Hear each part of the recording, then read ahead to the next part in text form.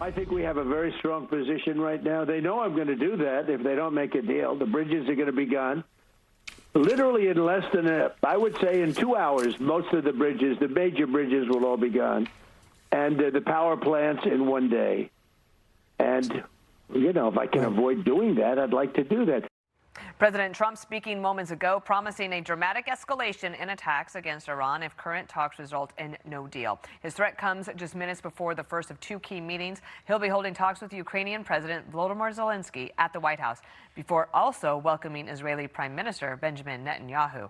Lucas Tomlinson reports live on the White House North Lawn. Busy day over there. Hi, Lucas. That's right. Good morning, Dana. In the next 5 minutes, we are expecting to see Ukrainian President Volodymyr Zelensky, who has the first meeting with President Trump, followed by Israeli Prime Minister Benjamin Netanyahu at 11. It's not often you get two world leaders visiting the President of the United States here at the White House, absent a summit or peace accords, Dana. And earlier, President Trump paid homage to the late Senator Lindsey Graham, the reason both those world leaders are visiting Washington today.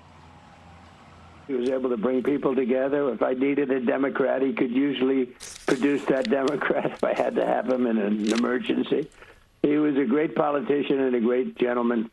And the president said Lindsey Graham was like one of the family. Now, after Ukraine launched attacks on Iranian shipping in the Caspian Sea, both wars feel closer together, with the U.S. and Ukraine having launched attacks against a common enemy, Iran. Ukraine said the ship was carrying military equipment between Iran and Russia. Iran's foreign minister voices displeasure about an attack on a commercial vessel. Some see the irony, Dana. We all remember the contentious Oval Office meeting last year. President Trump telling Zelensky you don't have the cards right now after boosting his drone production from thousands to millions in a year, after launching deep strikes into Russia and now this Iranian ship. Some experts think Ukraine has a nice hand right now. Both Trump and Zelensky met at the NATO summit in Turkey earlier this month, and with the relationship appeared to be in much better standing. We've actually developed a good relationship. It's hard to believe, right? From the Oval Office to now, I think we've developed a very good relationship. And this is not that. No, this is not. This is going to be the beginning, maybe. Oh. Just the beginning. And when President Trump meets with Israeli Prime Minister Benjamin Netanyahu, expect Pickax Mountain to be discussed. That's that underground suspected nuclear site where Iran may have shifted some of its enriched uranium before Operation Midnight Hammer last year, Dana. Okay, and how do you expect that vote to go in the Congress today for sanctions against Russia? Well, after meeting with President Trump, Ukraine's president will be going to Capitol Hill to meet with senators ahead of that key vote. As we heard earlier from Chad Pergram, no matter how it goes in the Senate, the House is out of session, so it might be till September before anything goes in front of the president's desk. But certainly this would be a vote to honor late Senator Lindsey Graham, who believed in these sanctions to ramp up pressure on Russia. It's one of the reasons Lindsey Graham was in Ukraine just days before he died.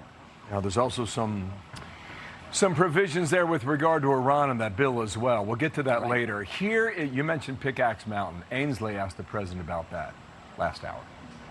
There are reports now that Netanyahu is going to talk to you about ongoing excavation at Pickax Mountain, construction vehicles entering and exiting tunnels, paving new access roads. Satellite imagery and intel indicates that Iran is actively constructing and fortifying Pickax Mountain. How will we respond? Well, I don't need Bibi to tell me that. Bibi's telling me that because he wants me to stay involved. I mean, I don't necessarily. We have the finest, because of Space Force, we have the greatest cameras in the world focused on. We know exactly what's going on.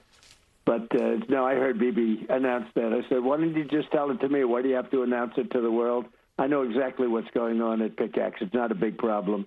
We took out their nuclear sites, and we'll have to take out Pickax if we don't make a deal. If we don't make a deal, we'll take it out very easily. I think that answer is very intriguing. I mean, but publicly he's saying, back off. I'll make a call. How did you hear that, Lucas? It sounded like the President of the United States was very annoyed, Bill, saying that he didn't need the Israeli Prime Minister to talk about Pickax Mountain and what could be sensitive intelligence in the press. He said, we're having a meeting this morning at 11 a.m. in the White House. Is a conversation he'd rather have one-on-one away from the press. But it's a very sensitive topic. It's the President threatening that he's going to destroy this suspected nuclear strike if Iran doesn't make a deal, Bill. All right, Lucas Tomlinson, thank you for that update. We appreciate it. Thanks, Lucas. Be sure to like and subscribe for all the Fox News latest on YouTube, and catch full shows streaming now on Fox One.